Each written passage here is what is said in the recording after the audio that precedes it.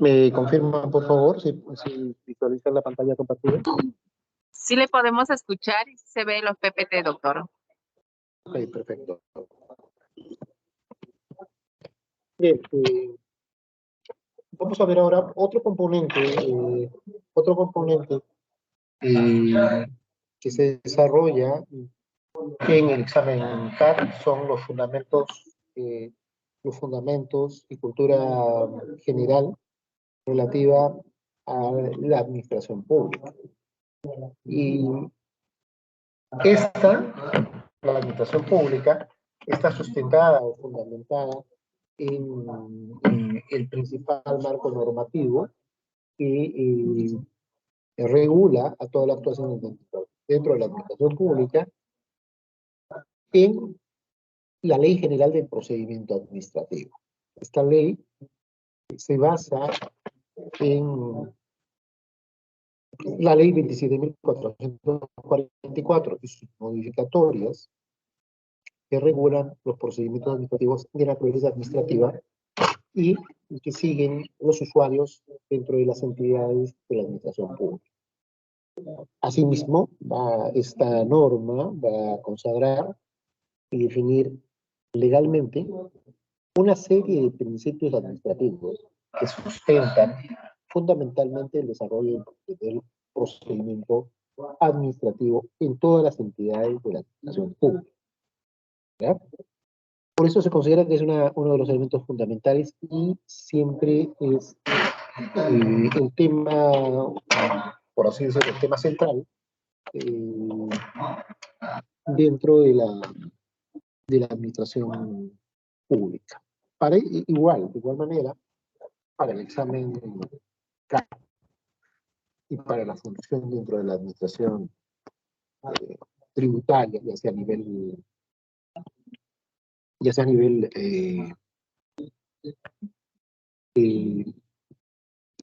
de fiscal o aduanero, vamos a tener este elemento como un elemento clave, esta norma como una norma clave dentro de toda la actuación dentro de la administración tributaria.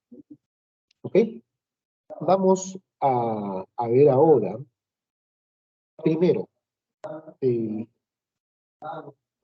cosa es la administración pública? Y luego, tenemos que ver cuáles son estos principios de los que nos habla la normativa. ¿Ok? ¿A qué se considera administración pública? Puede que te formulen una pregunta específica y en esa pregunta te van a poner como alternativas algunas entidades o algunas instituciones y tenemos que verificar, cotejar si esas son o no parte de la administración pública. ¿Bien? Y la consulta es, antes de proseguir, ¿qué cosa es la administración pública? ¿Quiénes están comprendidas en la administración pública? ¿Me confirman, por favor, participaciones? ¿Qué es la administración pública? Si en este momento fuese el examen CAT y les formulan esa pregunta, ¿cuál sería vuestra respuesta?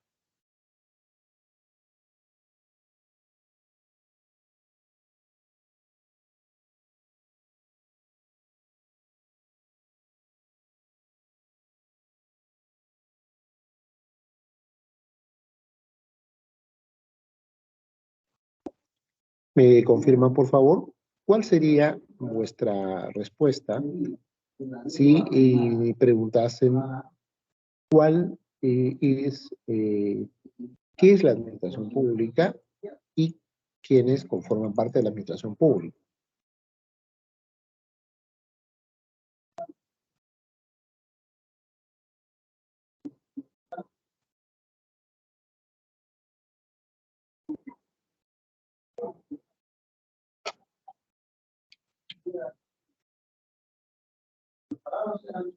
¿Algún voluntario o voluntaria, por favor?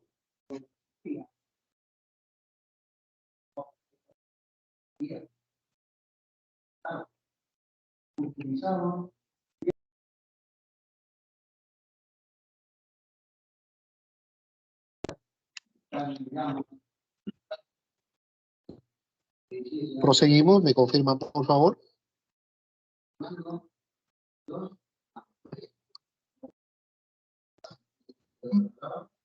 ¿Aló?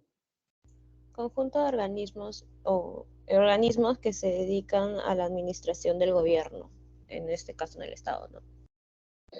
Exacto, bien. Esa es una definición. Perfecto. ¿Alguien más que tenga otra definición?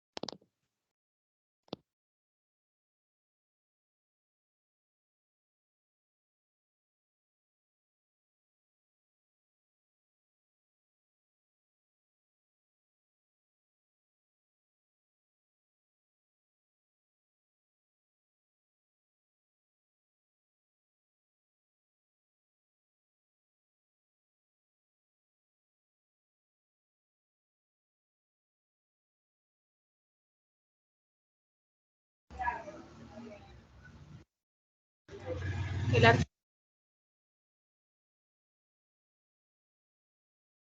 Sí. Bien, ¿me logro escuchar? El artículo primero del título preliminar del texto único ordenado de la Ley de Procedimiento Administrativo establece que la ley 27.444 y modificatorias se aplica a todas las entidades de la administración pública, ¿ya? Y acá hay un tema interesante. Dice, aquí esta ley define cuáles son las entidades de la administración. Y en esta definición establece lo siguiente.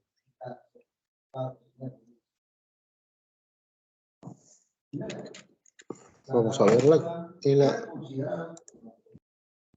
Veamos acá quiénes son.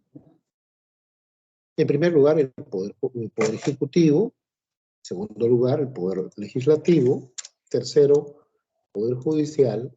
Cuarto, los gobiernos regionales, los gobiernos locales y los organismos a los que la Constitución política les confiere autonomía. Esos son los seis grandes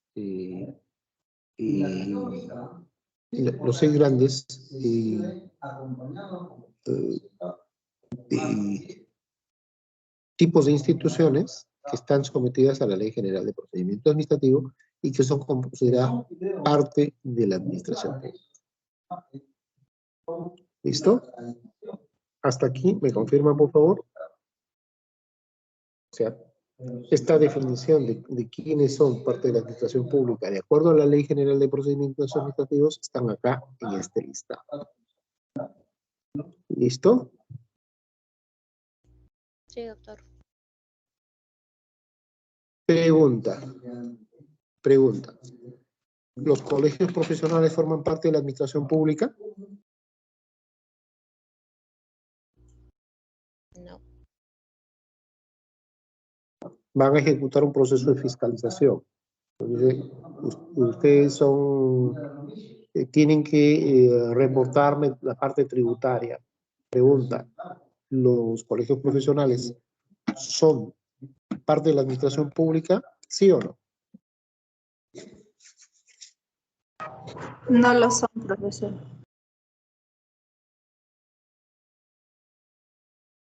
Ya, pero revisemos, por favor, qué dice el artículo 6. Perdón, el numeral 6. Este numeral 6, ¿qué está establecido? Veamos acá. Vamos a marcarlo.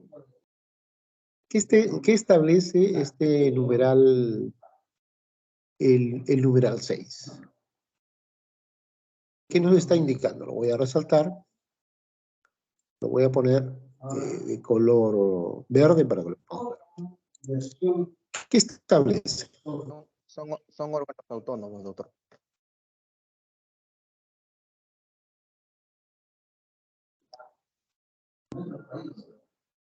Dice, los órganos a los que la Constitución del Perú les confiere autonomía. Entonces, aquí tenemos que revisar cuáles son los órganos o los organismos a los que la Constitución le confiere autonomía. ¿Cuáles son esos organismos a los cuales la Constitución les confiere autonomía? Dice la Constitución y las leyes, son dos acá. La Constitución, Ministerio Público, órganos reguladores, la RENIEC, SUNAT.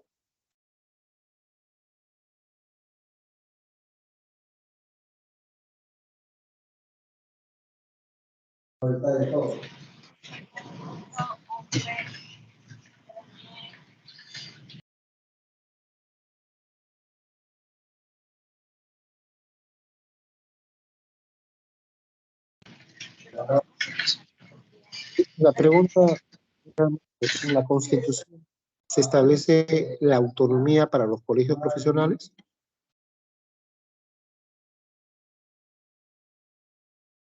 Ingresen por favor a la Constitución y verifiquemos si hay algún artículo referido a los colegios profesionales y la autonomía.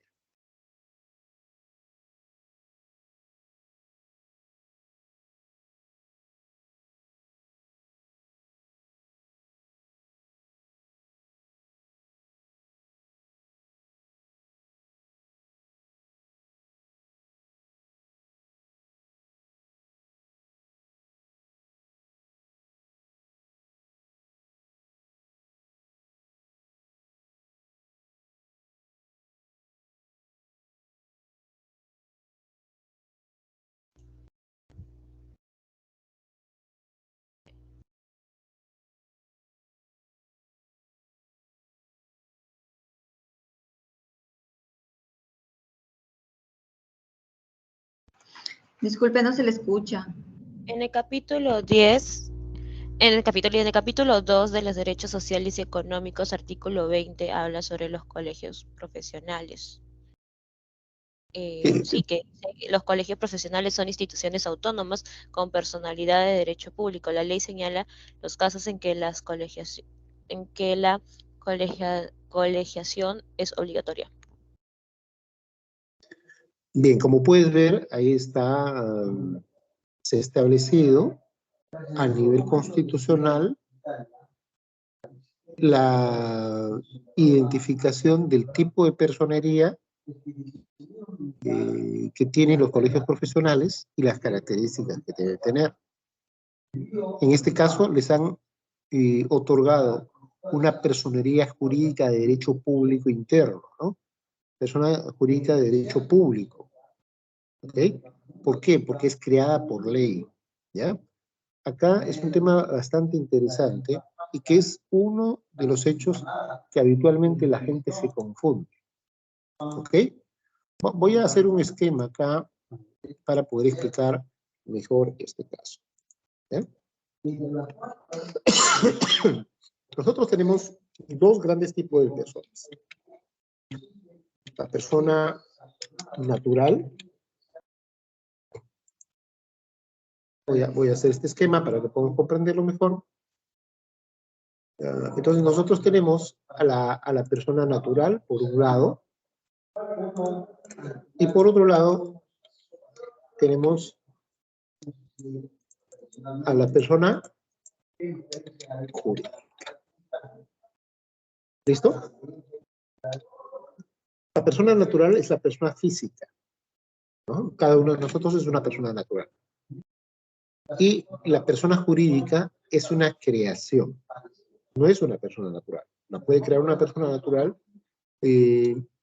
Y estas personas naturales, a ver, se distinguen en dos grandes grupos. La persona jurídica de derecho pública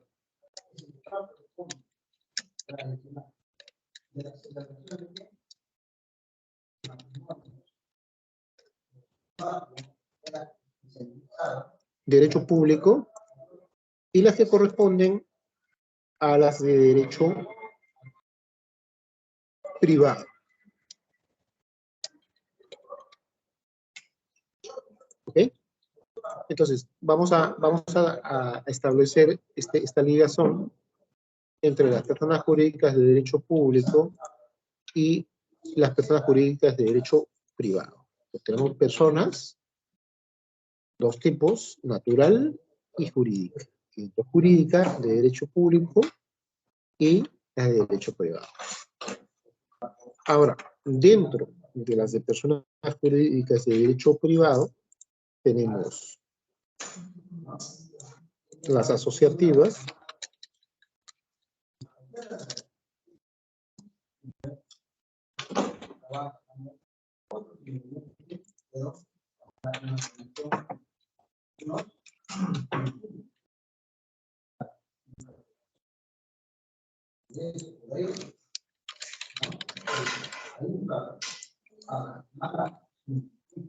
las societarias y algunas otras formas especiales, ¿ya? Entonces, esas son las que nosotros tenemos habitualmente. Son las más frecuentes, por decirlo así. ¿Listo?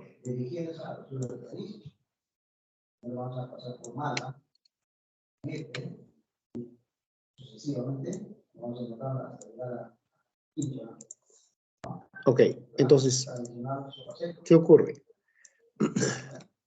Erróneamente se considera que un colegio profesional como una persona jurídica de hecho privado.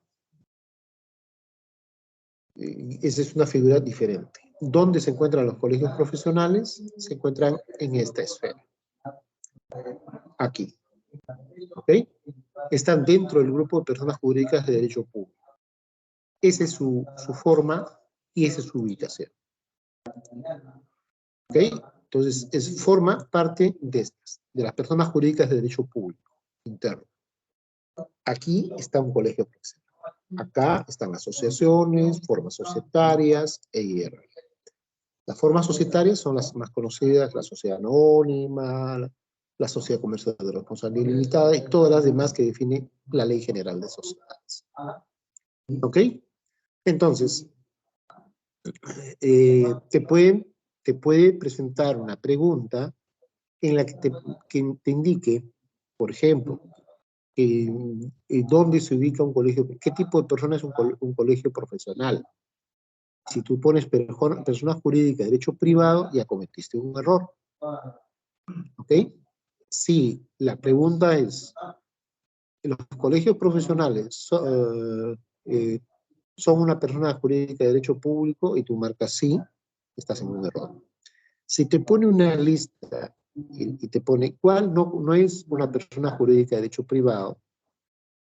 La respuesta correcta, si se encuentra colegios profesionales, sería la respuesta correcta. Si hay una lista, de repente te ponen sociedad civil, luego te ponen colegios profesionales, sociedad anónima y así, y dicen cuál no es una persona jurídica de derecho privado, la respuesta correcta son los colegios profesionales. ¿Por qué? El colegio profesional es una persona jurídica de derecho público.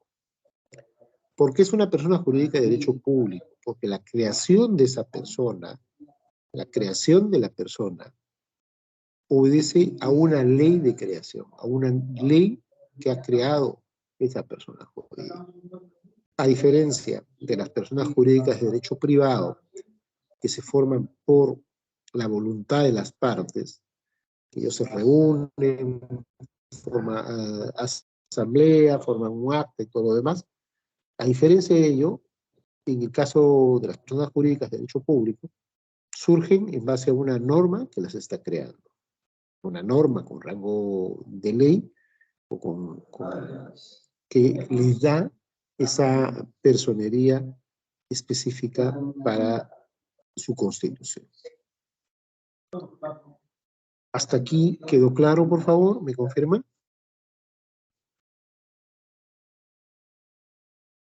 Desean que sea Está claro. profundo más. Sí, ¿Está quedó claro.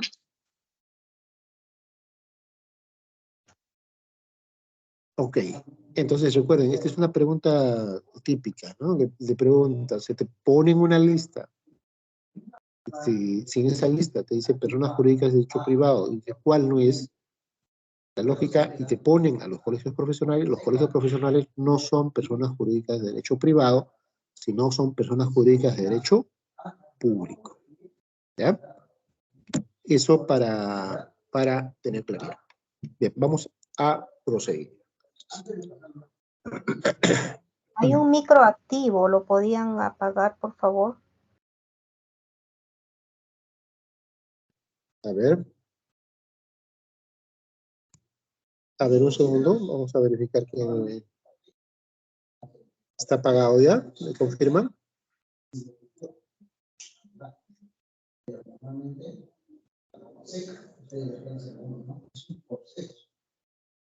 Proseguimos entonces.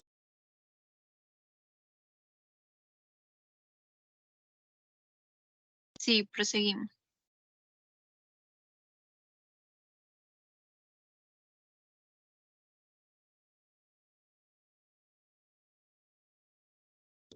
Bien, adicional a esta definición, que hemos tenido que hacer un pequeño paréntesis, vamos a volver. Nosotros tenemos entonces a estos seis grandes elementos, pero hay dos más, ¿ya? Hemos hecho un paréntesis en el punto 6 porque estaba referido a los colegios profesionales. ¿Listo? Ahora, aquí está el tema. Si los colegios profesionales son personas jurídicas de derecho público, entonces les alcanza los mismos efectos que una entidad del Estado, que forma parte de la administración pública, ¿no? Entonces, significa que al ser como una entidad del Estado, también les alcanza los mismos beneficios para ser agentes de percepción de donaciones y una serie de cosas adicionales. ¿Ok? Ese es un punto importante. Pero hay dos supuestos más. O sea, hemos visto los supuestos comunes, eran hasta el 6, hemos hecho este paréntesis para explicar el punto 7 de los colegios, perdón, el punto 6 de los colegios profesionales, pero tenemos dos supuestos más, dos casos más en los que la ley considera que forman parte de la administración pública.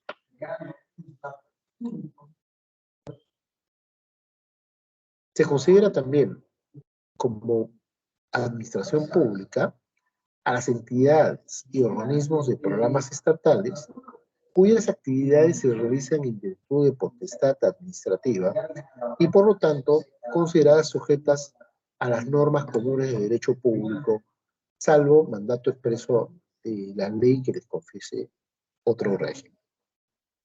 Y también, ojo, fíjate acá, esto es sumamente importante, muy importante, las personas jurídicas bajo el régimen privado que prestan bajo el régimen privado, esto voy a marcarlo, fíjate acá, personas jurídicas que bajo el régimen privado que prestan servicios,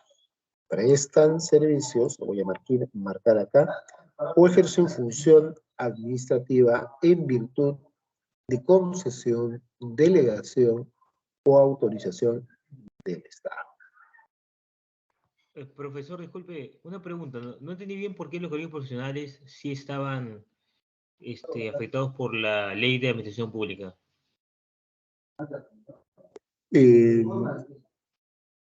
Los colegios profesionales son de acuerdo a la norma, a la Ley General de Procedimientos Administrativos y de acuerdo a un fallo del Tribunal Constitucional, son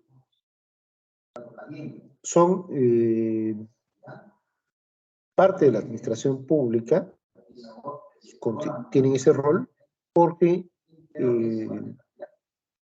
la Constitución les ha conferido su autonomía y la Constitución les ha conferido ese estatus. Adicionalmente, han sido creados por ley.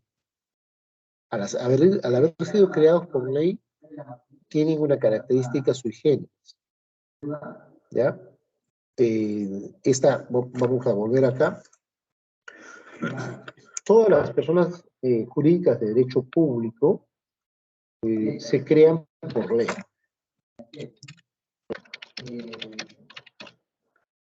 ¿Ya? Una característica común a todas las personas jurídicas de derecho público es que son creadas por ley. En cambio, ¿cómo se crea, cómo se constituye una persona jurídica de derecho privado? ¿Cómo crean ustedes una persona jurídica? ¿Cuál es la forma de creación?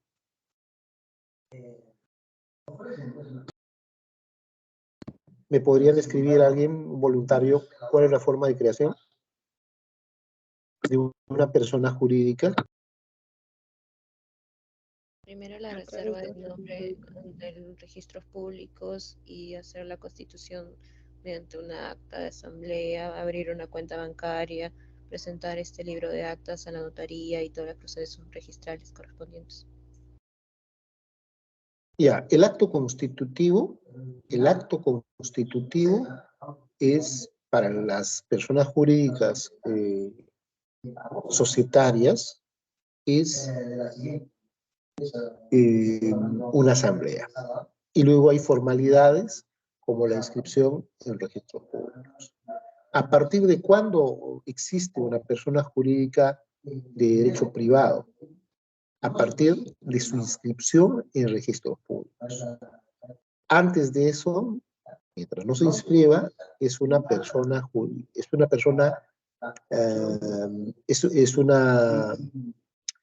irregular o una sociedad irregular. ¿Ya? Mientras el acto de constituirse, de reunirse, hace que sea una sociedad irregular. Se constituye o surge y existe a partir de su inscripción. Una vez que se ha inscrito, recién existe como persona jurídica. ¿Ya? Eso opera en las formas societarias. ¿Ya? Hay una forma especial que es la empresa individual de responsabilidad limitada, que es una persona jurídica constituida por una sola persona, pero hay una normatividad y hay un proceso para constituirse y se inscribe en registros públicos y existe a partir de su inscripción, constitución e inscripción en registros públicos. Aquí, en el anterior era creado por ley y cuando es creado por ley es a partir del día siguiente de su publicación en el Diario Oficial de la Norma. Surge a partir de la publicación. Cuando se publica en el Diario Oficial, a partir de ese momento ya existe como persona jurídica.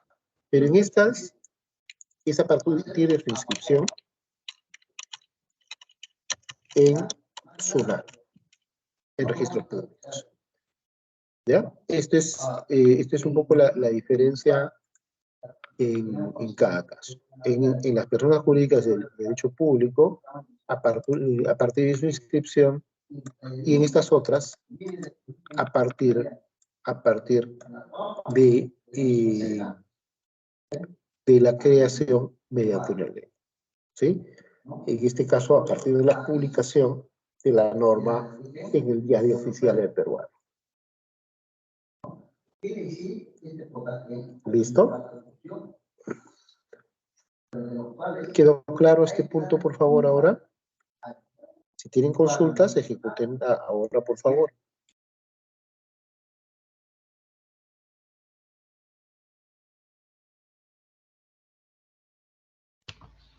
Profesor, una consulta. En el tema de creación de ley, ¿al cuánto tiempo es efectiva una ley de que se crea? La ley es efectiva a partir de la publicación de la ley en el diario oficial del peruano. Las personas jurídicas se crean por ley y esta existe a partir de su publicación en el diario. O salvo que la ley lo exprese, doctor. No, para que la ley exista, ¿cuál es el requisito para que una ley exista?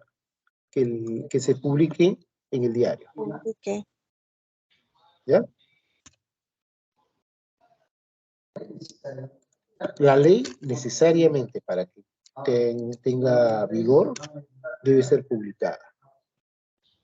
No basta con que la ley sea aprobada en el Congreso. Si ha sido aprobada, simplemente se cumple una etapa. Hay un proceso de técnica parlamentaria, va a redacción, pasa a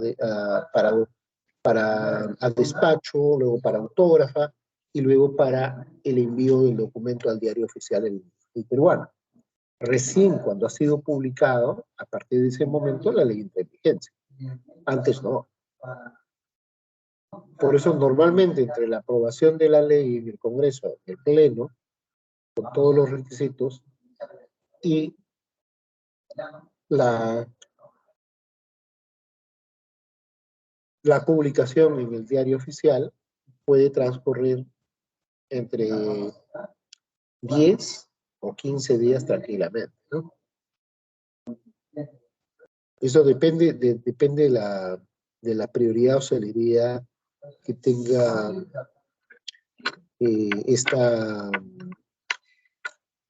esta publicación en el diario oficial.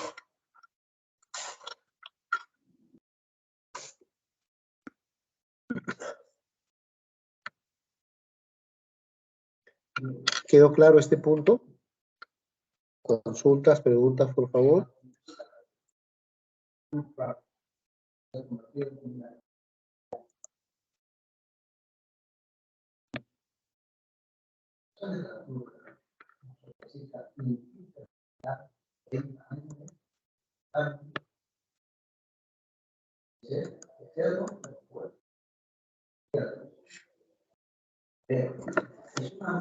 Acá. ¿Quedó claro? Proseguimos, ¿me confirma?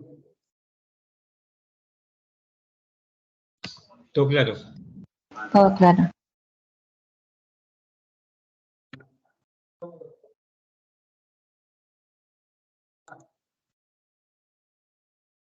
Bien, entonces, eso es un punto. Bien, retornamos ahora. Ya quedó claro el punto 6. Luego, tenemos el punto 7, las demás entidades, organismos y programas estatales, ¿no? Y el punto 8, las personas jurídicas bajo el régimen privado que prestan servicios públicos o ejercen función administrativa en virtud de concesión, delegación o autorización del Estado. Esta de acá. Este punto, ¿a qué se refiere? Ya hemos visto, ya hemos esclarecido lo anterior, que era, por ejemplo, el caso de los colegios profesionales, que forman parte, son considerados como parte de la administración pública. El punto 8, ¿a qué se refiere?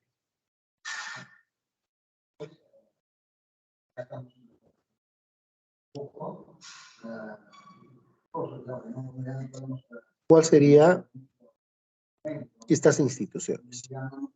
Ejemplos, por favor.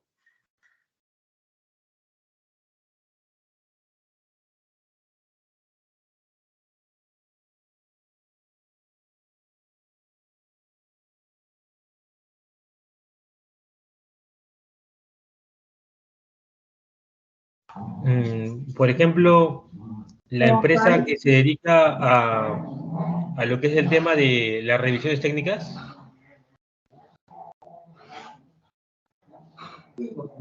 Claro, cuando ha recibido concesión, delegación o autorización del Estado.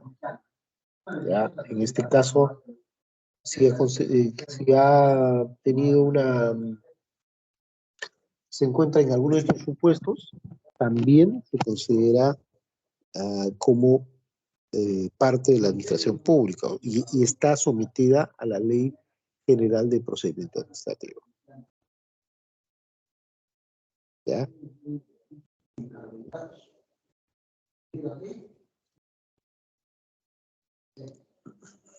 Un caso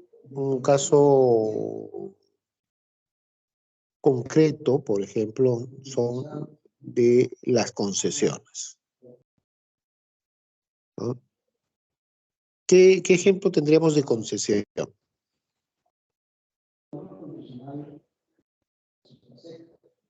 ¿Qué concesiones tenemos en Lima? ¿Cuáles son las más conocidas? Línea amarilla, el peaje. Exacto. Entonces, ¿qué pasa? Todas estas empresas que están administrando los peajes, ¿no? Que están actuando bajo el régimen privado, en realidad se encuentran prestando sus servicios al público, que es el peaje, y en mérito a una concesión por parte del Estado. Es un caso típico.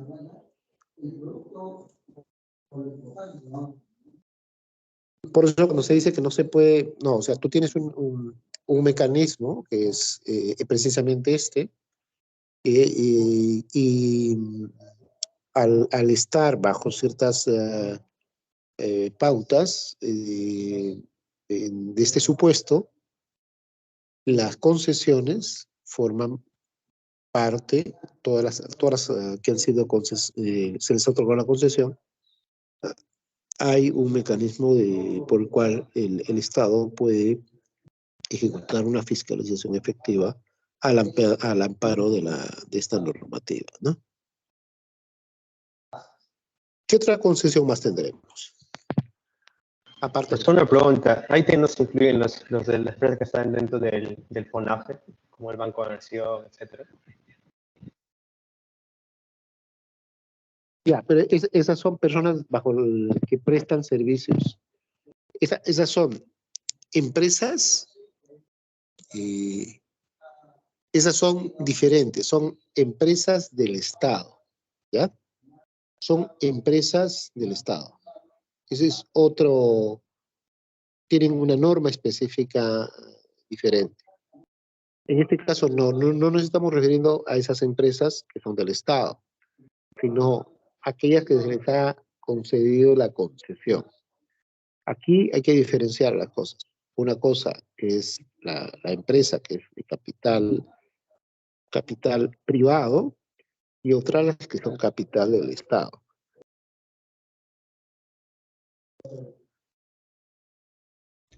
Las empresas que vendan servicios al programa Caliwarma estarían ahí dentro de las personas jurídicas bajo régimen privado, porque brindan el servicio de alimentación a los escolares. ¿En base a una concesión? Claro, ¿O en hacen base un concurso público.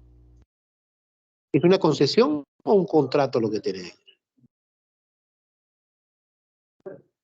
Es muy importante distinguir cuál es el origen de la prestación del servicio.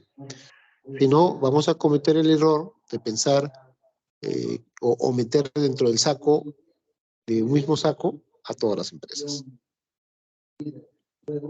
Una cosa es que tú tengas una prestación de un servicio a las instituciones de la administración pública y otra cosa es que prestes un servicio público. ¿Ya?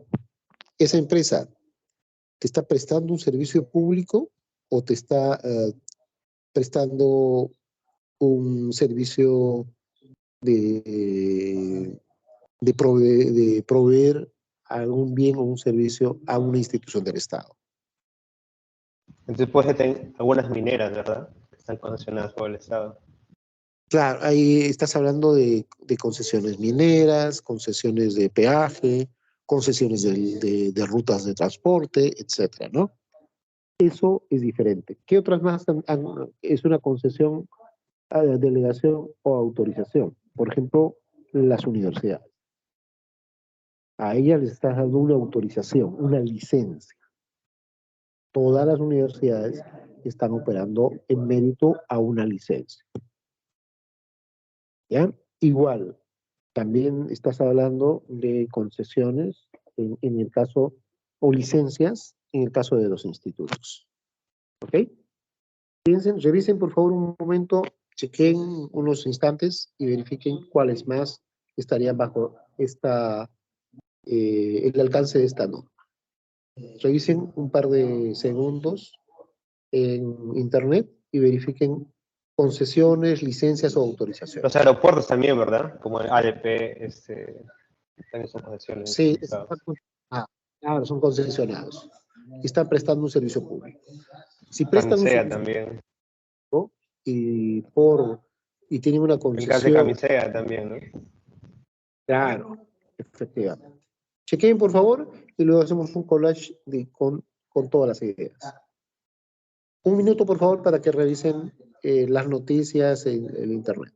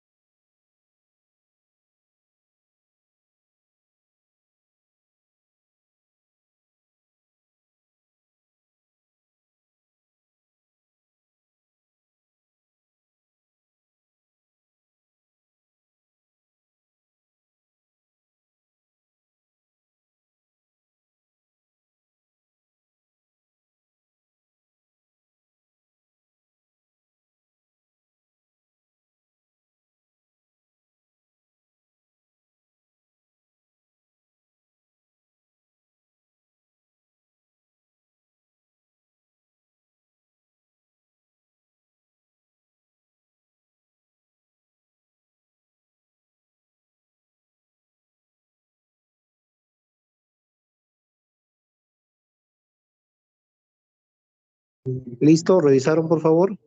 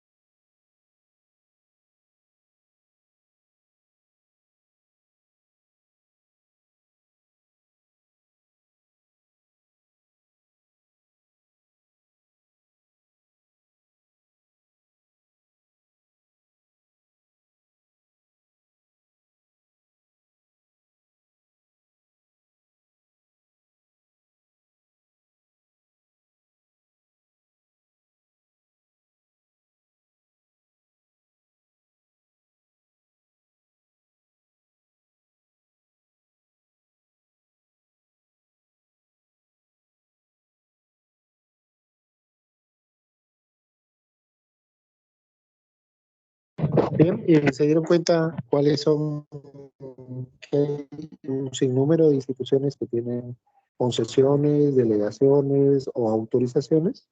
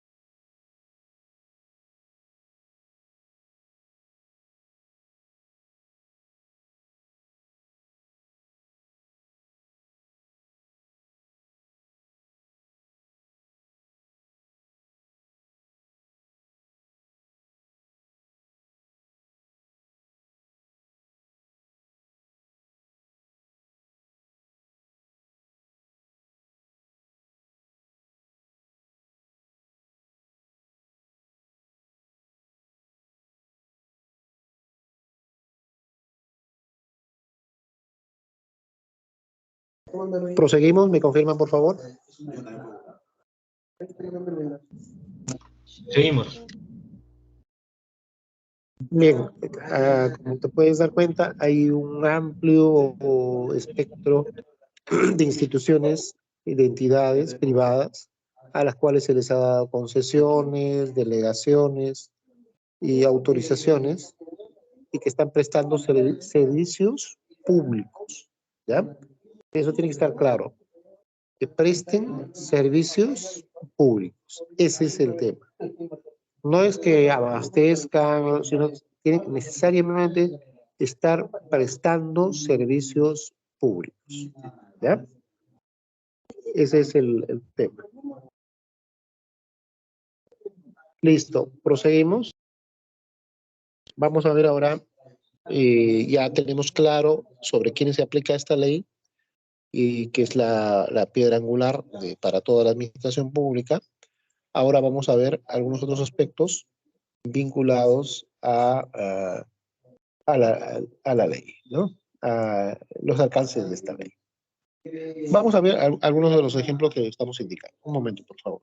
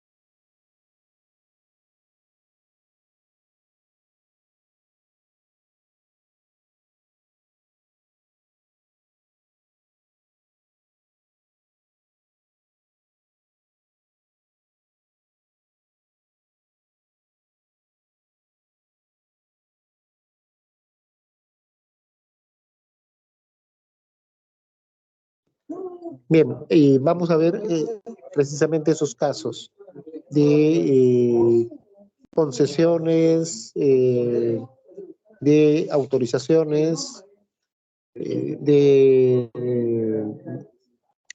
estamos poniendo acá estos dos casos. Uno, las notarías. El Estado reconoce, supervisa y garantiza la función notarial, delegando por ello la función pública de dar formalidad a la voluntad de las partes. Entonces, esta función de fe pública, ¿a quién les ha transferido el Estado? ¿A quién les ha delegado? A las notarías. Entonces, las notarías también se consideran como parte de este numeral 8 en la ley de procedimientos administrativos, ¿no?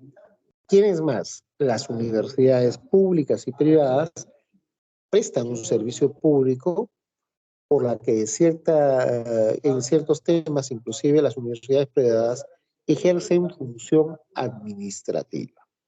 Y por lo tanto, por ejemplo, es exigible que cuenten con un texto único de procedimientos administrativos. ¿Ya? Pues las universidades, aunque sean privadas, están prestando un servicio público en base a una licencia, a una autorización que les ha dado el Estado. ¿Ok? ¿Cuáles más? Las administradoras privadas de pensiones, las AFP, se encuentran dentro de este marco toda vez que manejan fondos de pensión de las personas. ¿Ok? Esta capacidad de administrar los fondos de pensiones es una delegación de funciones por parte del Estado, ¿no? Como ves, todo esto está con lo que corresponde al sustento de quienes se consideran que forman parte de la administración pública y están sometidos a la Ley General de Procedimientos Administrativos. ¿Ya? Con esto me parece que ya estamos profundizando, está un poco más claro. Entonces, por ahí, si te ponen preguntas en las que si una AFP ejerce un servicio público y por lo tanto es aplicable la ley de procedimientos administrativos, sí, es correcto.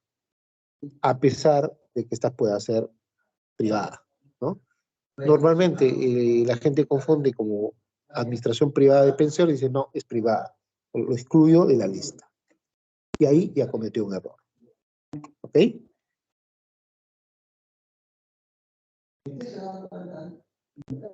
¿Queda claro estos 3 puntos? Las notarías, las universidades y las administradoras de pensiones.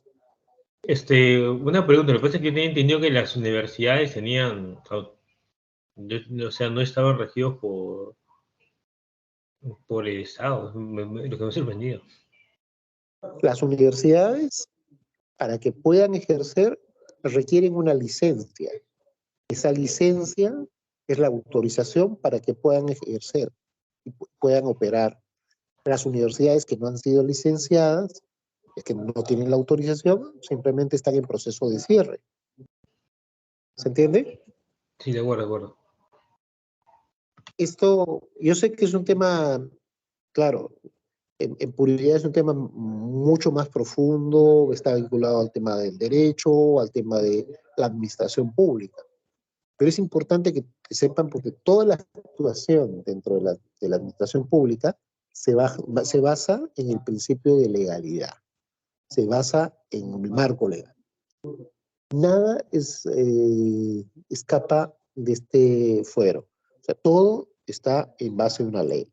Por eso el sustento de la actuación dentro de la administración tributaria se basa en el principio de legalidad.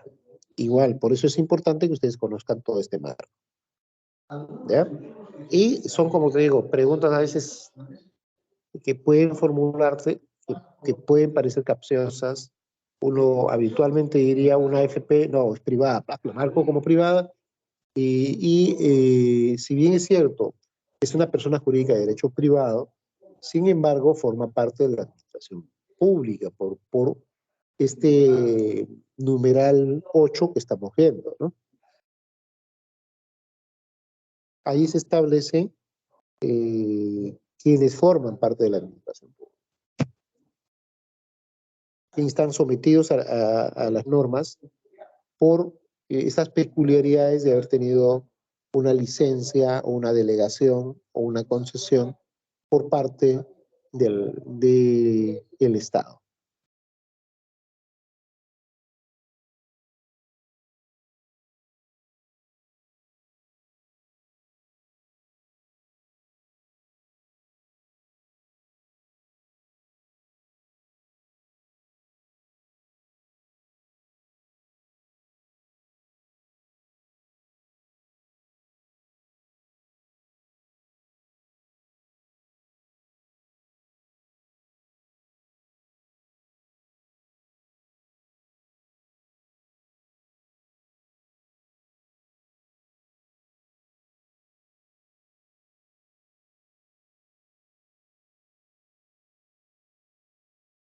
Y aquí este es un punto muy importante, claro. Si bien el texto único de la Ley de Procedimientos de Administración no define lo que es una entidad por parte de la administración pública, la administración pública se encuentra conformada no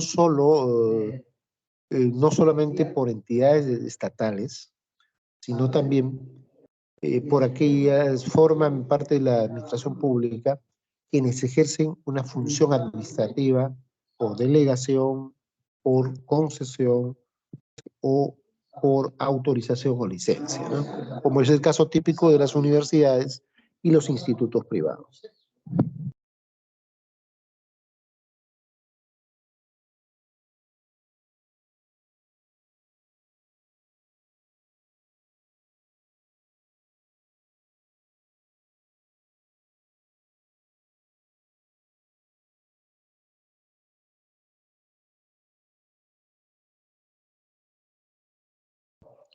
Bien, vamos a ver ahora algunos aspectos ya centrándonos en los principios, ¿ya?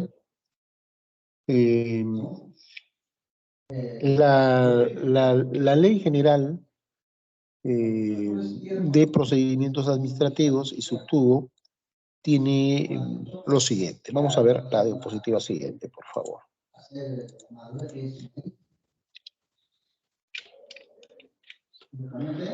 ¿Me confirman si visualizan, por favor?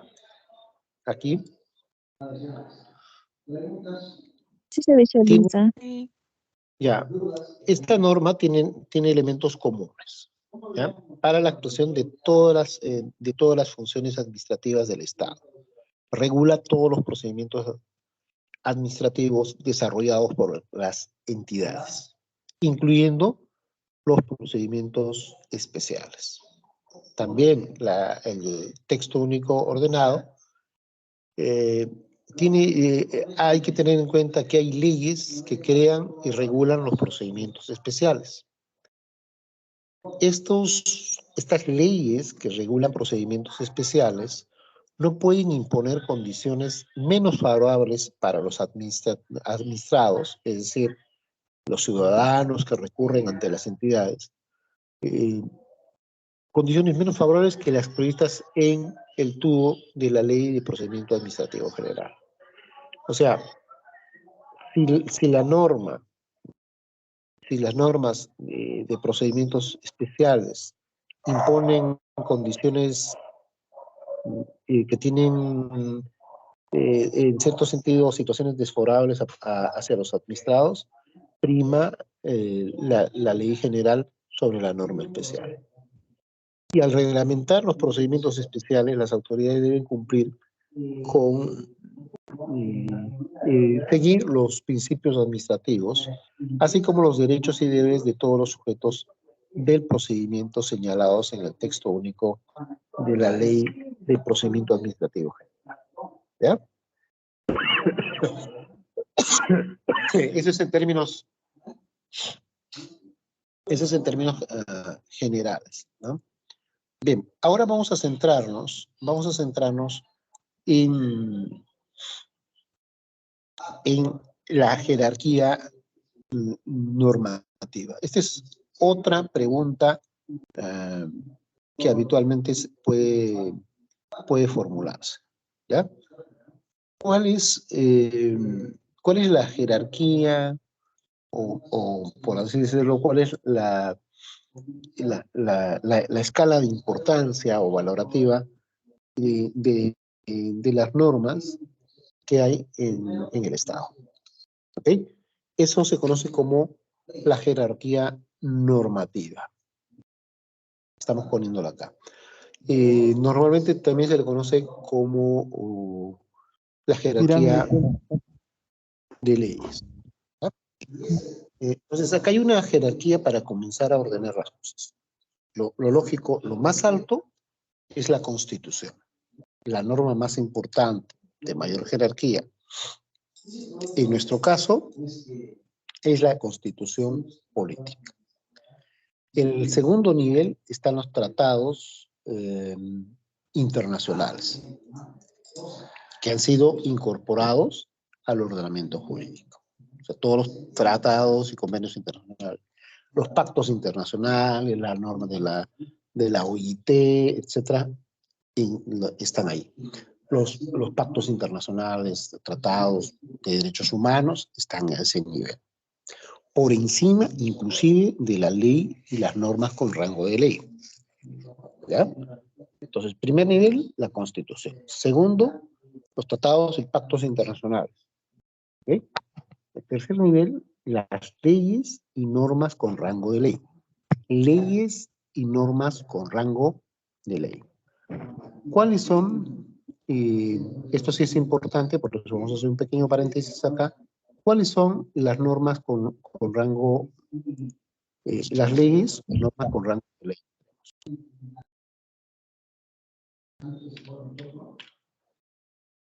¿Cuál sería? El Código Civil y el Código Penal. El Código Civil y el Código Penal, ya, pero ese código está en base a una ley. Lo que quiero que no es el código en sí, sino es la ley. Ya, voy a poner acá unos términos, quiero que me explique, por favor.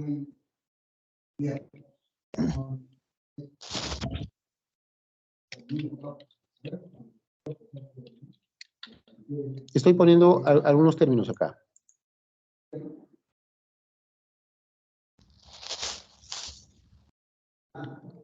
Un decreto supremo sería uno. No.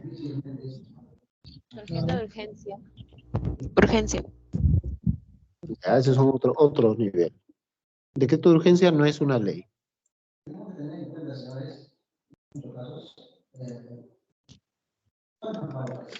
Les he puesto 3 términos acá. ¿Listo? ¿Qué cosa es una ley? ¿Qué cosa es un decreto legislativo? ¿Y qué cosa es un decreto?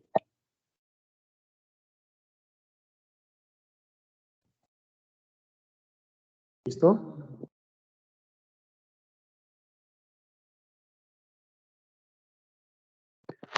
¿Entienden la diferencia entre ley, decreto legislativo y decreto ley? ¿Sería rango de ley, decreto legislativo? Sí, pero puede que te pregunten cuáles son las normas por rango de ley. Ya, acá ya les he puesto. Ley, decreto legislativo y decreto ley. Pero ahora te dicen, asocia estas que están acá con estas otras, con su concepto. Ahorita ya podrías identificar, puesto ahí, cuáles son las normas con rango de ley. La ley, el decreto legislativo y el decreto ley. Pero si te piden que asocies el concepto de cada uno con su nombre, ¿cuál sería? ¿Qué es la ley?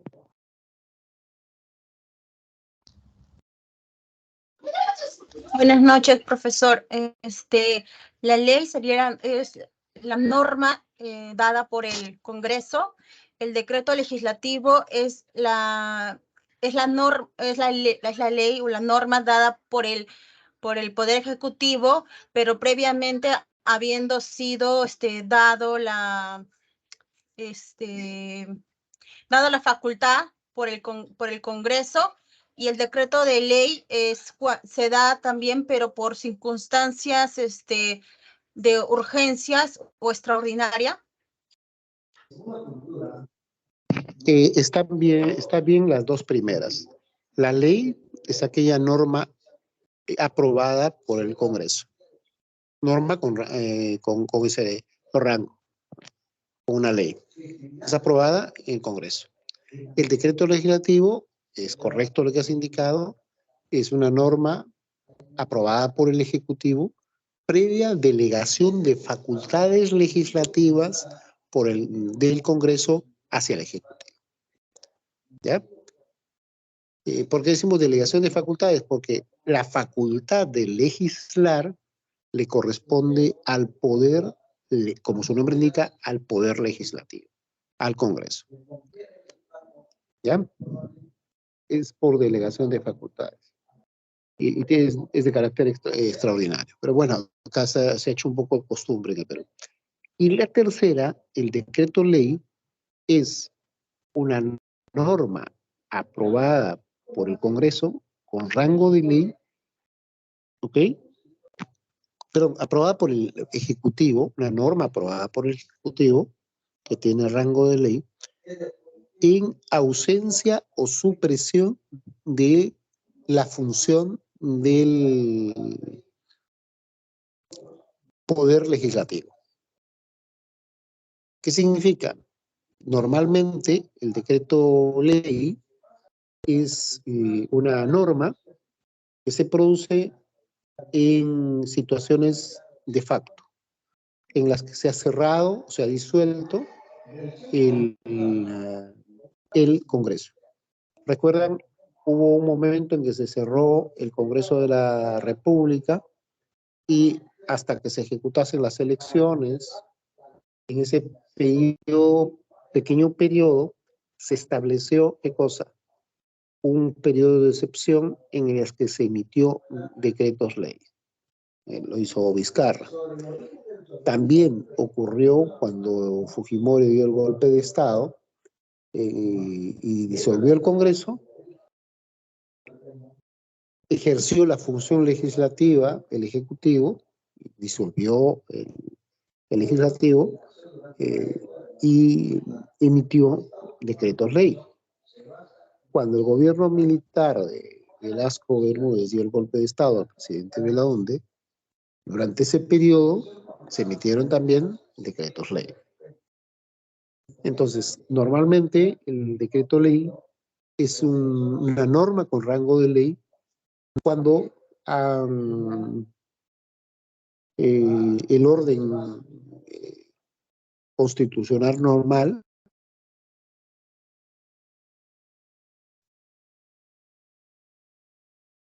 y la función legislativa al cesado por parte de su órgano.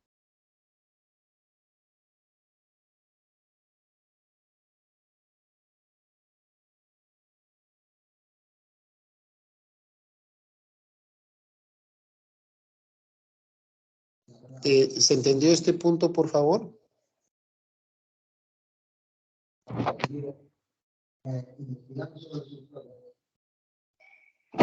¿Aló?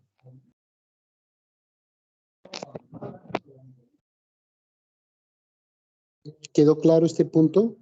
Entonces, son leyes y normas con rango de ley.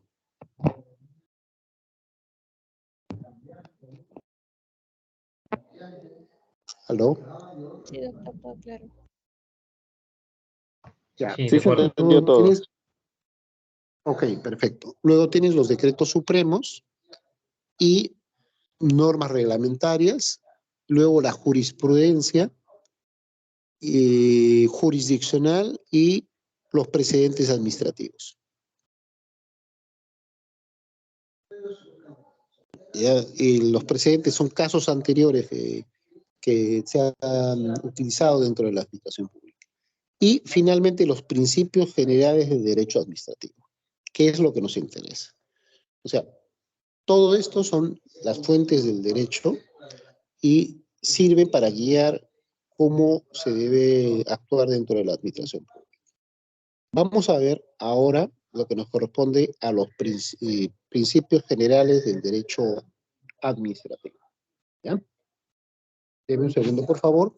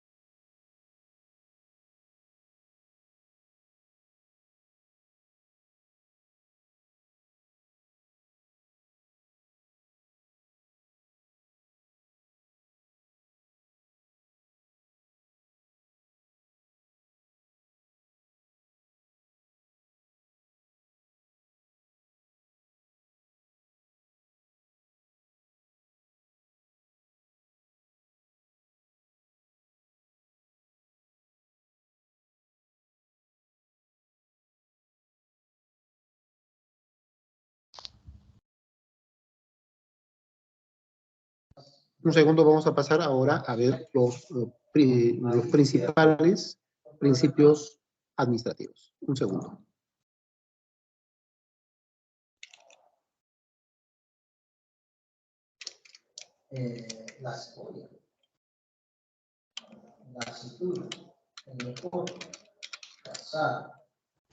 Una pregunta, por favor. Sí, dígame. Aquí los tratados internacionales entonces tienen mayor peso, digamos, que la propia ley. Sí, efectivamente. Los tratados y convenios internacionales tienen mayor nivel de jerarquía que la ley. Por ejemplo, los tratados que hay con la Organización de los Derechos Humanos. Sí, efectivamente, derechos humanos, el tema laboral, todos estos han sido suscritos por el gobierno por divididas instancias en un momento en específico, ¿no? Ok. Y Ya. esos tienen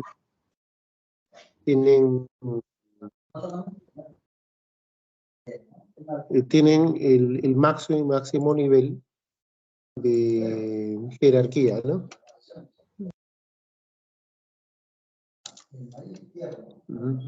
Eso es, bueno, mucha gente desconoce, pero por encima de nuestra jurisdicción se encuentra los pactos y convenios que hemos podido suscribir.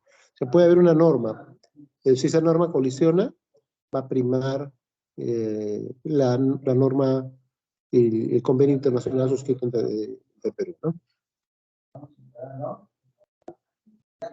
Por eso, por ejemplo, en el tema de los derechos humanos, nosotros estamos sometidos a estos pactos internacionales y el pacto de San José, por ejemplo, de Costa Rica. Por eso, ciertos aspectos que nosotros queremos ejecutar, por ejemplo, como por ejemplo un tema que puede ser polémico, como la pena de muerte, no lo podemos ejecutar porque hemos sido signatarios o hemos firmado, ¿no?, como país ciertos acuerdos, y entre ellos está el rechazo a la pena de muerte. ¿Se entiende? Sí, Esa es gracias. la razón.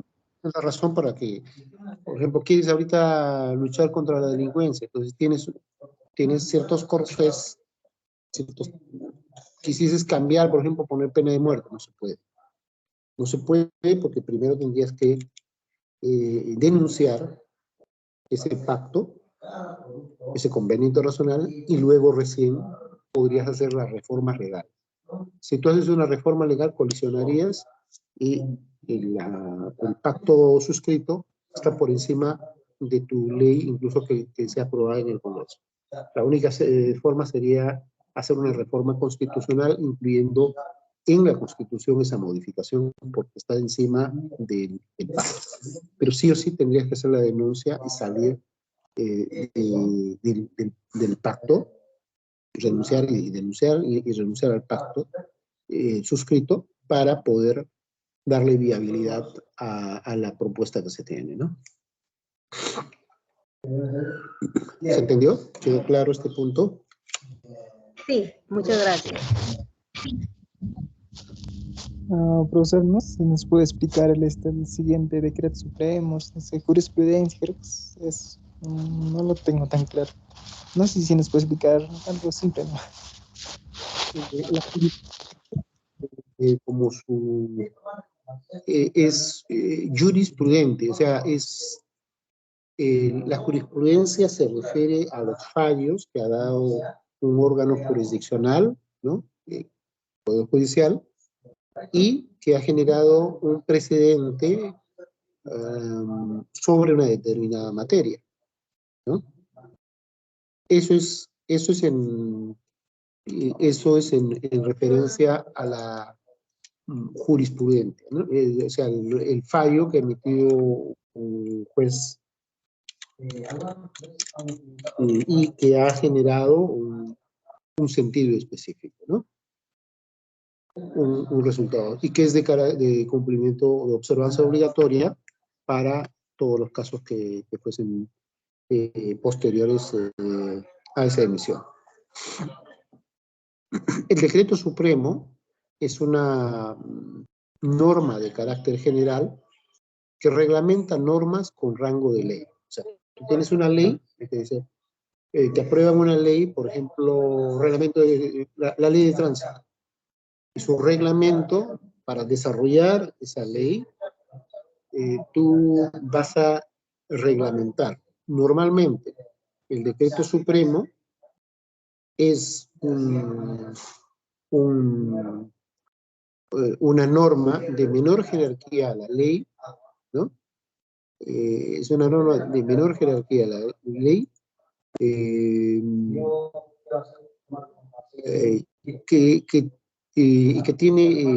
expide el Estado ¿no? Una dependencia del Estado, para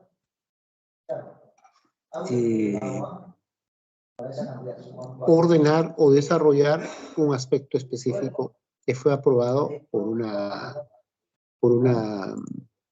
ley, ¿no?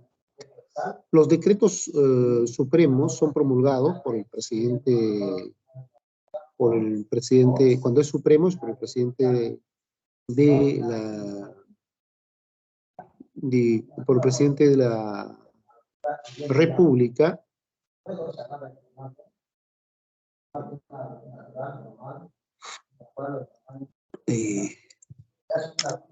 con cargo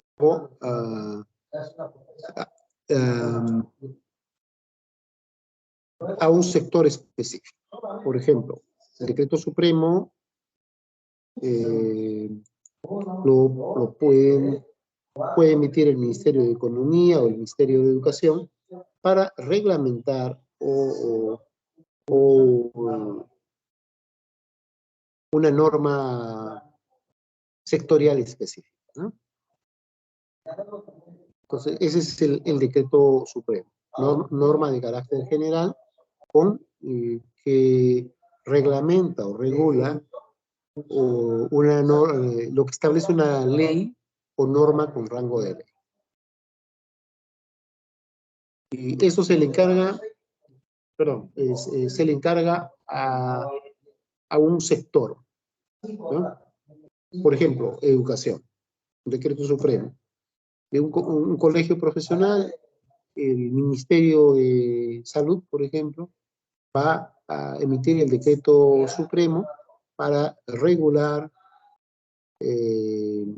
o reglamentar la ley de creación, por ejemplo, de la enfermera, ¿ya? En este caso se le encarga a un ministerio específico para que elabore la norma específica, ¿ya? En este caso, por ejemplo, vamos a ver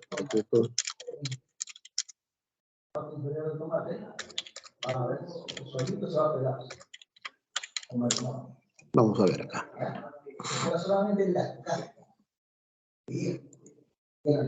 A ver, voy a cambiar mi compartido un segundo para mostrarles un decreto supremo. ¿Me confirma si visualizan, por favor? Un momento, voy a tener que abrir totalmente el... Ya, ahora sí. ¿Me confirman? Este es un decreto supremo. Este es un colegio profesional, el colegio de administradores. Acá está el decreto 020. ¿Quién suscribe el decreto? El decreto supremo suscrito por el presidente con el ministro del sector. En este caso, presidente Alejandro Toledo y el ministro del sector, ministro de Educación, arquitecto Javier Sotanada. Decreto supremo. ¿Qué hace este decreto? Aprueba el estatuto. Está prácticamente la reglamentación, ¿no? Y si estuviese derogando otra norma que había antes, se especifica la norma derogatoria. Ese es un decreto, ¿ya? Pero este decreto está en base a una ley. ¿Cuál es la ley en este caso? Era decreto ley 22087. Pregunta, esta norma que aprobó, ¿por quién fue emitido? ¿Por el Congreso? ¿Quién fue el que generó la ley? Y luego, ¿cuál es el objeto de la ley? ¿Listo? ¿Pueden participar, por favor? Supongo que se fue el presidente. ¿Cómo? El decreto ley lo da el Ejecutivo. El decreto ley lo da el Ejecutivo. Esta norma, el decreto ley, fue aprobado entonces en un gobierno en el que no había orden constitucional completo. ¿Entiendes? La ley, decreto ley 22087, no había orden constitucional. Solamente lo dio el Ejecutivo. ¿Ok? Segunda pregunta que te hago. ¿Quién aprueba este decreto supremo? ¿Quién El aprueba? presidente con... ¿Solo presidente? No, el presidente con el ministro de Y el ministro del sector. Educación, dice ahí. Sí. Exacto. Presidente con el ministro del sector. En este caso, educación. ¿Ok? Y podemos ver otro. Vamos a ver otro, vamos a buscar otro decreto supremo, ¿ya? Vamos a ver. Acá hay algún decreto, ya, este por ejemplo, decreto supremos 118. Disculpe. ¿Logran ver el decreto?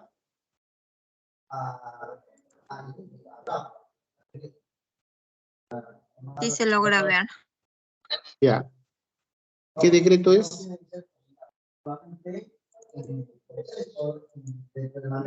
¿Qué decreto es? Decreto Supremo de Emergencia 118-2022. Claro, en este caso está prorrogando el estado de emergencia. ¿Ya? En la pandemia hubieron un sinnúmero de cosas así como estas. ¿Ya? Entonces, este es un decreto específico. Es un decreto específico para prórroga del estado de emergencia. ¿Ya? Pero, ojo, dice acá, ¿quién es el encargado de este decreto supremo? ¿Cuál fue el sector? Ahí están las siglas. ¿Cuál es el sector? ¿Es sectorial? Salud. Salud. Presidencia del Consejo de Ministros. PCM. Ya, exacto. Es un decreto multisectorial. Decreto supremo se diferencia al otro. El otro que vimos era ¿qué cosa? Sectorial, educación. En este está firmando la PCM. Es un decreto, está la PCM y es multisectorial. ¿Ya? ¿Cómo vamos a identificar que es multisectorial? Fíjate acá quiénes están firmando. ¿Quiénes firman?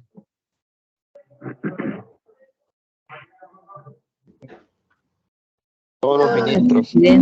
Todos los ministros. Ya, esto se habla de un decreto supremo multisectorial. ¿Ya? Porque están involucrados a todos los ministros, ¿no? O varios ministros. En este caso eran todos porque era un tema de emergencia nacional. Bueno, de paso que ahí tienen las firmas de los ministros. ¿Ya? Entonces, cuando le dicen decreto supremo, mucho cuidado, es un decreto supremo, puede ser sectorial o multisectorial. Trata de regular lo que estableció alguna norma o puede tener alcances solo a un sector o a múltiples sectores. ¿Ya? En este caso, están viendo un ejemplo multisectorial. ¿Listo? Dejamos de compartir. Y bueno, como pueden ver, todos estos son los temas fundamentales, ¿no? O sea, y ponte que, bueno, ahora estás postulando de repente para SUNAT, pero por cosas del destino tienes que ir a trabajar a la PCM. Por cosas del destino tienes que trabajar en algún ministerio, adscrito a un ministerio. Por cosas del destino tienes que trabajar en el despacho de la presidencia. Esas son las cosas que tú tienes que saber, sí o sí. ¿Ya? No solamente se preparen para estas postulaciones, sino con la mira a que tú puedes en algún momento ocupar un cargo de jefe en cualquier lugar de la administración pública. ¿Se entiende? Y esto es fundamental. ¿Ok? Estas cosas son las que te dan la fortaleza. Entender, comprender y tener casos reales para poder analizar, ¿no? ¿Ok? Recuerden, entonces, ustedes se están preparando ahora para algo, pero recuerden que su posición puede dar un vuelco, puede dar un salto. Y es lo que hay que tener en cuenta. ¿Ya? Proseguimos. Vamos a ver ahora sí los principios. ¿Ya? Eso es también un punto fundamental. Listo. Acá, primer principio. Principio de legalidad. Esta es la base. O sea, con esto se fundamenta. Las autoridades administrativas deben actuar con respeto a la Constitución, la ley, al derecho y dentro de las facultades que estén atribuidas de acuerdo con los fines para los cuales fueron conferidas. Este principio de legalidad está aquí y está también en la Constitución. Por favor, ingresemos a la Constitución y me indican dónde se encuentra este principio. Abra su pantalla e identifique.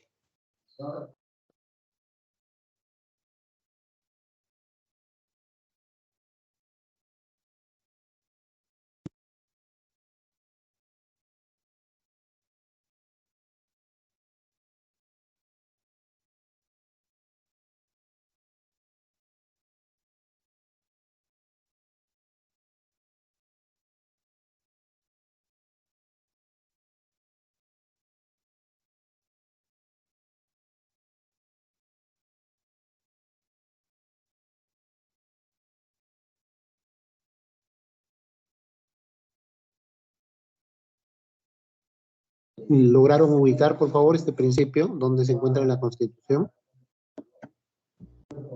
Capítulo cuarto del régimen tributario y presupuestal, artículo 74, principio de legalidad. ¿Y dónde se encuentra? En el tema tributario. Es la pieza clave. Entonces, todos se sustentan en el principio de legalidad. ¿Tú quieres cobrar algo? Principio de legalidad. ¿Ok? Pregunta. ¿Los profesionales están sujetos al principio de legalidad?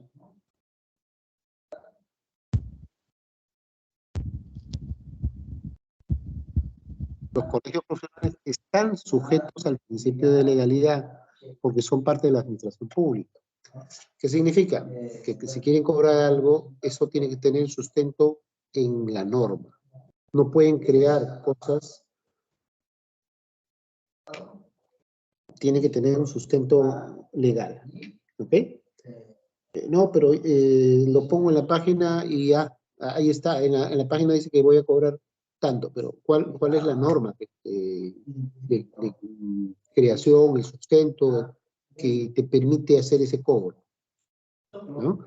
Ese es el principio de legalidad. Los tributos se crean, modifican, derogan o establecen una exoneración exclusiva por ley o decreto legislativo en caso de delegación de facultades, salvo los aranceles y tasas, las cuales se regulan mediante decretos supremos.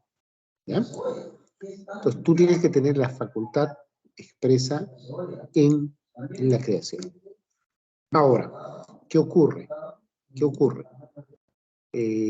Algunos colegios profesionales tienen facultades, o sea, tienen su norma de creación, pero no tienen estas opciones para recaudación establecidas en una norma con rango de ley. ¿Ok? Es importante, ese es el tema de saneamiento. Falta en muchos colegios profesionales el saneamiento de que toda su normatividad sea coherente y sea aplicable, ¿no? Y bueno, vamos a encontrar seguramente en los temas de fiscalización, control, van a encontrar que algunos tienen fallas en este plano, ¿no? Revisen, por favor.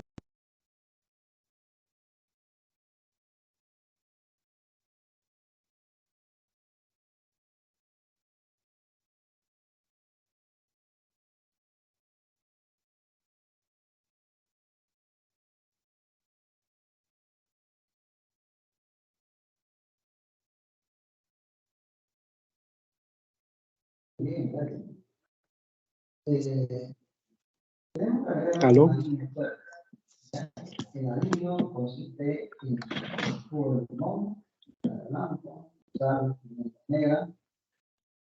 Principio de legalidad. Por ejemplo, ¿ya?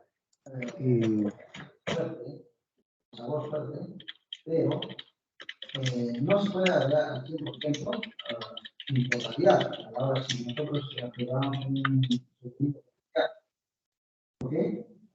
Sabemos que el limón activa muy rápidamente, o cocina muy rápidamente a la cebolla. Veamos acá, les voy a mostrar esto para que vean, fíjate, desde un segundo, dejo de compartir.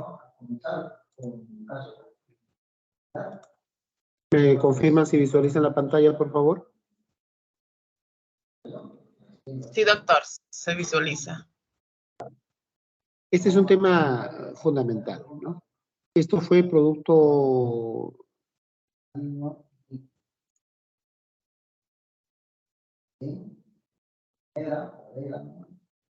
Fue un fallo contra el Colegio de Odontólogos del Perú, también aplicaron contra el Colegio de Ingenieros y el Colegio de Arquitectos. Sobre capacidades de recaudación, capacidades contributivas y todo. Entonces, esta normativa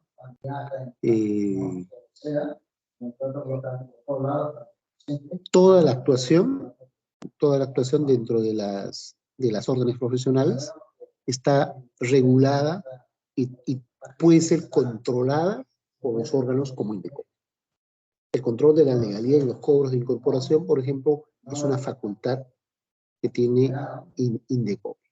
Entonces, en lugar de mejorar sus procesos, por ejemplo, el Colegio de Arquitectos o el Colegio de Odontólogos, cuestionaron la capacidad que tenía esta institución para poder efectuar el control de la legalidad. Entonces, es una facultad de organismos como Indecopi poder ejecutar el control de legalidad. ¿Ya? Bueno, voy a mandarle a la doctora la jurisprudencia y los fallos sobre este aspecto. Y acá fue un tema fundamental porque en estos colegios profesionales no justificaron el principio de legalidad para sustentar ciertos conceptos que habían incorporado dentro de los colegios profesionales. ¿Ya? Bien, vamos a ir avanzando porque todavía nos faltan varios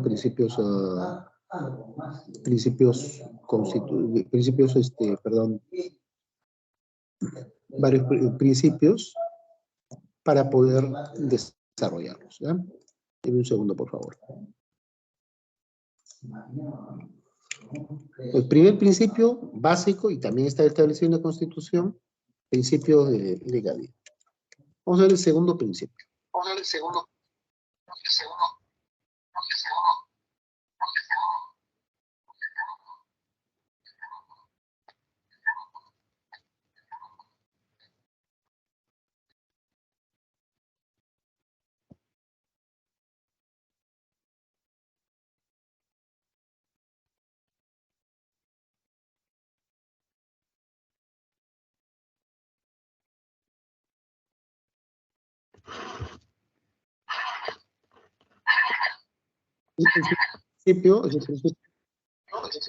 El principio del debido procedimiento. ¿Hay un eco, por favor?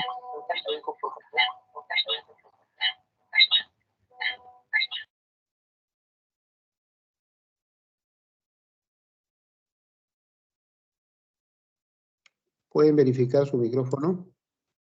Listo. Hay un principio entonces del debido procedimiento. Los administrados, bajo este principio, los administrados gozan de todos los derechos y garantías inherentes al debido procedimiento administrativo. que comprende el derecho a exponer sus argumentos y a ofrecer y producir pruebas y obtener una decisión motivada y fundada. ¿Ya? Es por eso que dentro de la administración tributaria siempre se notifica, se comunica al administrado para que él pueda ejercer su derecho a la defensa o pueda argumentar o pueda sustentar sus posiciones sobre algún punto en específico, ¿no? Eso se cumple tanto a nivel del gobierno central, de la SUNAT, se debe cumplir a nivel de la SAT o en todas las instancias, ¿no? Esto es parte del principio del debido procedimiento. Si no, se están festinando procedimientos. Ahora, este festinamiento de procedimientos puede acarrear, si no se le ha permitido ejercer el derecho a la defensa, puede acarrear la nulidad de lo actuado, ¿no? Bien. Entonces, el no cumplir con estos aspectos tiene una implicancia. El tercer principio es el principio del impulso de oficio.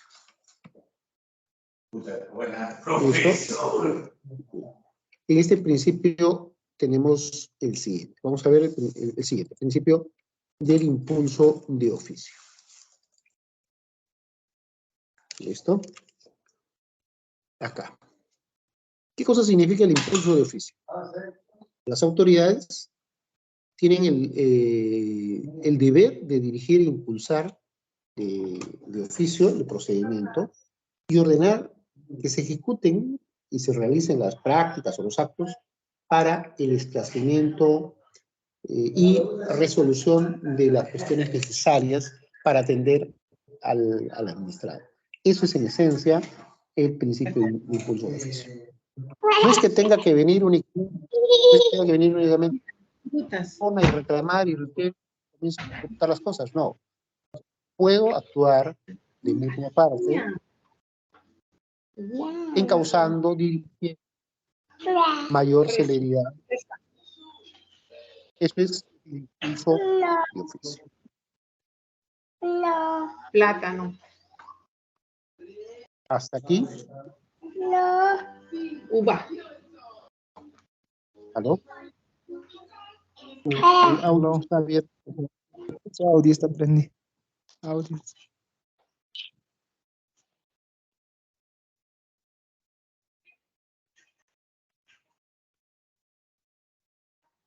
Bien, El audio de Beatriz. El siguiente principio es el principio de razonabilidad. ¿Ya? Razonabilidad. Esas son las decisiones de las autoridades administrativas cuando crea obligaciones, califique infracciones o imponga sanciones, establezca restricciones, debe adaptarse dentro de los límites de la facultad atribuida y manteniendo la debida proporción entre los medios a emplear y los fines públicos que deba tutelar, a fin de que pueda responder a lo estrictamente necesario para la satisfacción de su cometido, ¿no? Esto o ese que a veces te exigen o te piden ciertas cosas que resulta pues a veces irrisorio. Esto ya incluso ha sido motivo de alguna regulación específica con un decreto legislativo, ¿no? Antes te pedían, por ejemplo, te pedían partida de nacimiento, partida de bautizo, te pedían tu DNI, libreta militar y una serie de cosas que no eran necesarias, que no guardaban una proporción ni una justificación. Pero bueno, antes no había con claridad esta normativa, ¿verdad?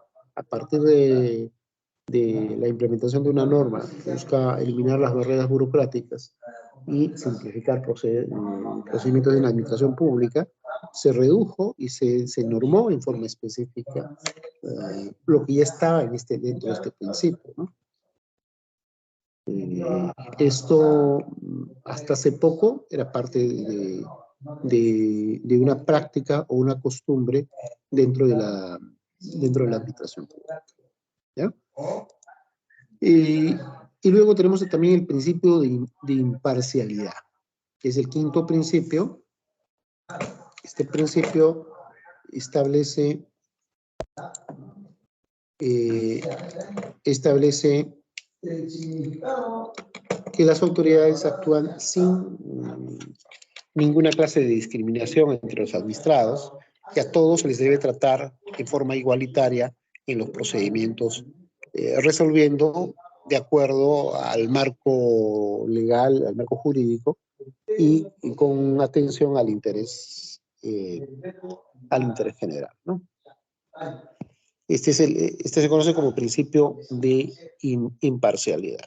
Principio de imparcialidad, ¿no? Y bueno, va de la mano también con otros principios administrativos establecidos y que son la base para toda la actuación dentro de la administración pública, ¿no? ¿Listo?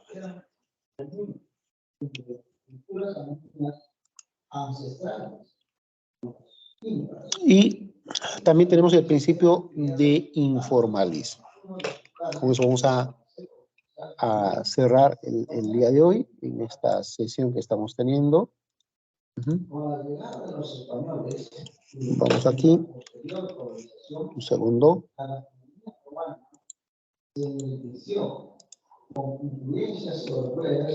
¿Qué cosa es? ¿Qué cosa nos dice el principio de informalismo, ¿no? A veces nosotros nos guiamos muy a rajatabla por las cosas que están establecidas en las normas, y cuando en realidad deberíamos ver más que la forma, debemos ver el espíritu y el espíritu de todo aquello que favorezca al administrado, ¿ya? Siempre que esta tendencia, esta visión de tratar de, en lo posible, no encasillarnos en la parte formal, no afecte a los intereses o derechos de terceros o del público en general. Entonces, hay que tomar las actuaciones a favor de los administrados y que ellos puedan, esto va de la mano también con el principio de celeridad, ellos puedan subsanar aquellas formalidades que no son fundamentales, formalidades innecesarias, para que pueda continuar con el encauzamiento de los procesos o procedimientos dentro de la administración. Eso es en esencia lo que tenemos como principio de informalismo, que es la primacía a favor de los administrados, ¿ya? Bien, esos son los elementos fundamentales que tenemos por hoy. Vamos espero que esto haya servido de base con las actividades que estamos desarrollando y que les haya podido ampliar las perspectivas o visiones de cara también, porque esto es lo esencial, lo fundamental, es la piedra angular de toda la administración pública. La administración tributaria, la administración fiscal y aduanera se basa precisamente en esto. ¿Ok? Y recuerden, o sea, esto es lo básico. Si ustedes van hacia arriba, tienen que tener en cuenta precisamente este aspecto.